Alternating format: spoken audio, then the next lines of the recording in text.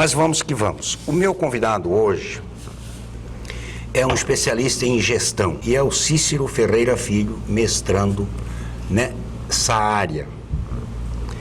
Cícero, a pergunta que eu te faço, junto com boa noite, é: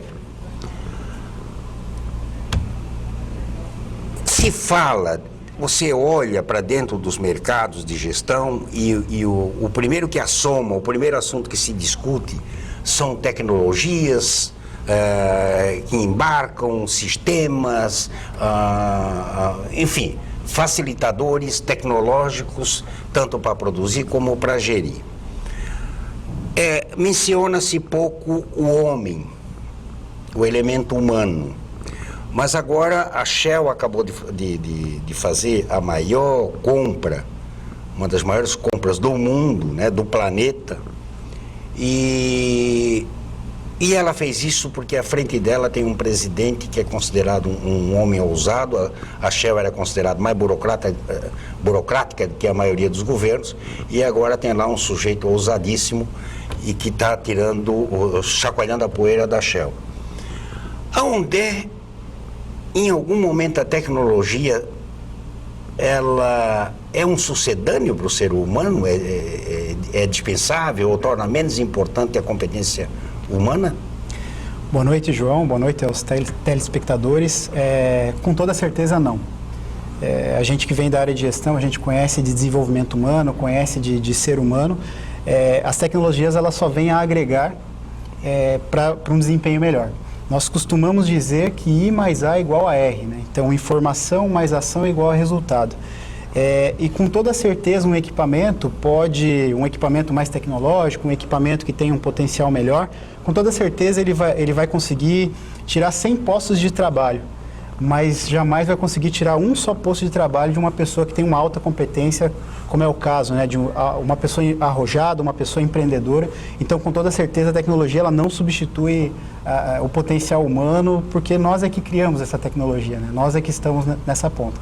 Então, nós enxergamos dessa forma em relação ao homem e tecnologia. São complementares e, na nossa modesta opinião, jamais um vai suplantar o outro. Essa é a opinião que a gente tem. Mas como é que tu prepara?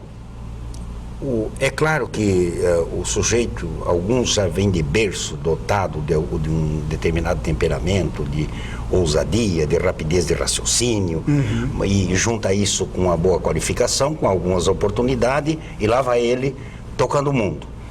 Mas em que momento tu junta essas pessoas com a alta tecnologia? Como tu faz para essas coisas trabalharem junto e o sujeito que está ali não desanimar, dizer: puta, mas eu sou fera em cálculo e hoje eu perco para o computador de lavada? Perfeito. Nós costumamos dizer que vamos falar do sucesso, seja profissional ou seja numa empresa, como se fosse uma árvore, Então, uma árvore ela tem o solo, que nós caracterizamos como meio ambiente, vamos falar do ser humano, desenvolvimento humano. Então, o solo é o ambiente onde essa árvore vai estar sendo cultivada, esse ser humano vai estar sendo cultivado. Nós temos a raiz, que é o talento, ou seja, algo que, em geral, vem com a pessoa, uma predisposição a fazer algo. Nós temos o caule, que nós chamamos ali de habilidades, habilidades de sustentação, que nós dividimos em duas questões. São habilidades relacionais e habilidades técnicas. De posse desses quatro ingredientes, como se fosse uma reação química, o ser humano vai ter sucesso e vai ter mais resultado. Então, sim, tem algumas pessoas que elas nascem com uma predisposição, um talento, um ponto forte em determinado segmento. Mas só com um ambiente bem preparado que ela vai conseguir construir um caule forte, que seriam as habilidades relacionais e as habilidades técnicas, que nós separamos em soft e hard skills. E vão formar, então, esse caule forte para ter uma sustentação e um sucesso.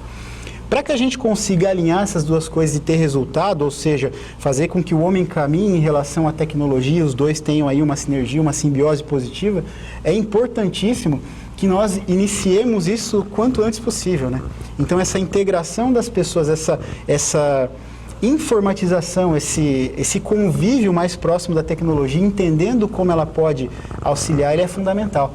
Então, inserções de quem não tem acesso à tecnologia para ter mais acesso, um ambiente favorável, onde a pessoa possa se expressar, ela possa ter uma dominância, ela possa se capacitar em relação à comunicação, é fundamental. Hoje, terça-feira, o FMI divulgou em Nova York as previsões dele para esse ano e o ano que vem. Aliás, de curtíssimo prazo.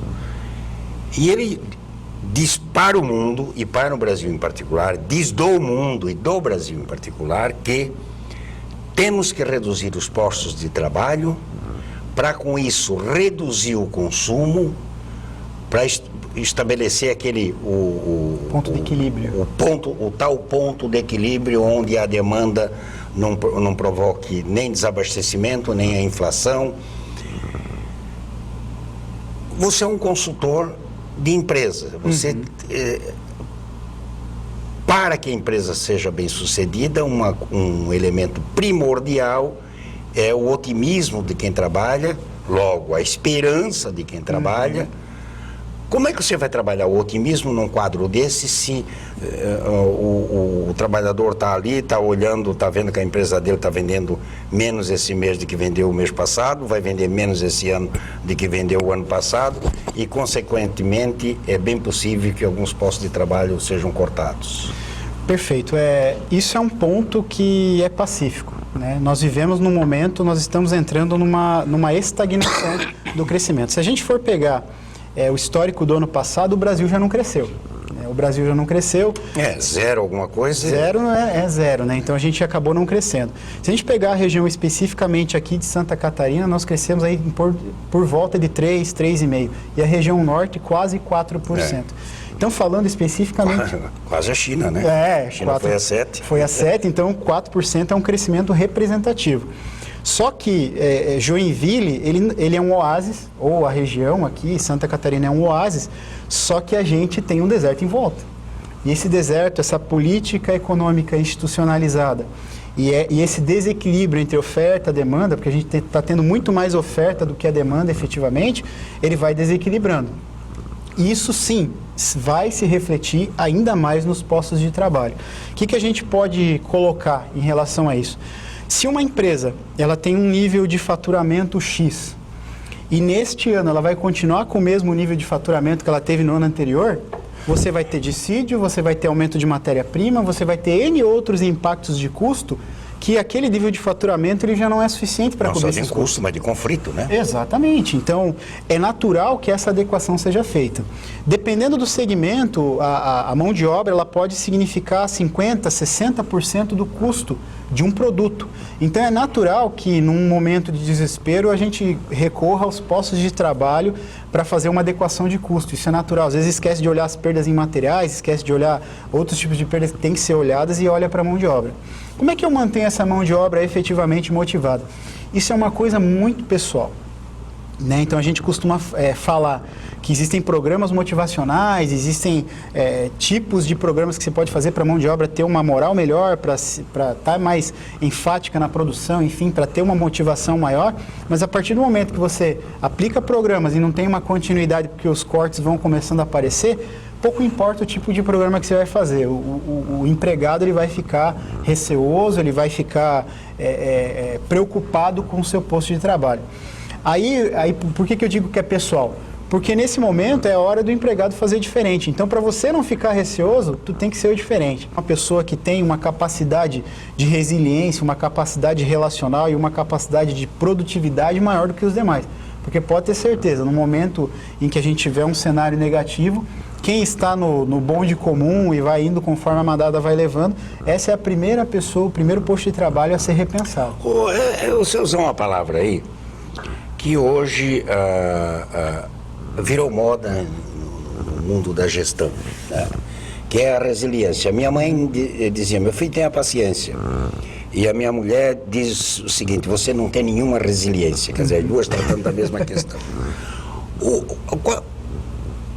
Quando é que o sujeito deixa de ser paciente, e aí pode ser um passivo, né? Passivo, que é uma coisa perigosa, e se torna um cara resiliente, ou o que distingue um cara resiliente de um paciente, um gestor resiliente de um paciente. Perfeito. A resiliência e a paciência, elas quase que se confundem. A gente tem que separar aí sim paciência de passividade, né? A gente tem que, não pode estar ali neutro, as coisas acontecem, o céu está caindo e a pessoa não reage. Então são duas coisas distintas. A resiliência é a capacidade de você agir e administrar o estresse, externo e interno. Então a forma com que você se comporta diante de uma situação de estresse, diante de um momento crítico para tomar uma decisão, que nem sempre é uma decisão fácil de ser tomada, se é uma pessoa que não se afeta tão fortemente e não afeta os demais que estão em volta, é uma pessoa que tem um alto nível de resiliência. Em geral, pessoas que são positivas no seu âmago, em geral, elas são resilientes. Como é que a gente consegue diferenciar quem é passivo de resiliente? O resiliente, ele tem essa capacidade de não se afligir pelo estresse, mas ele toma todas as decisões que têm que ser tomadas. Então, se é uma decisão positiva ou negativa, ele vai lá e toma. O passivo, ele aguarda as coisas acontecerem. Então, o mar vai levando e eu vou indo conforme a maré vai me tocando, né? Então, esse é o passivo. As coisas vão acontecendo e ele vai sendo levado aí como se fosse um navio à deriva. O resiliente, não. Ele entende a situação e consegue agir de uma forma bem administrada do estresse interno e estresse interno e tomar as ações que são necessárias.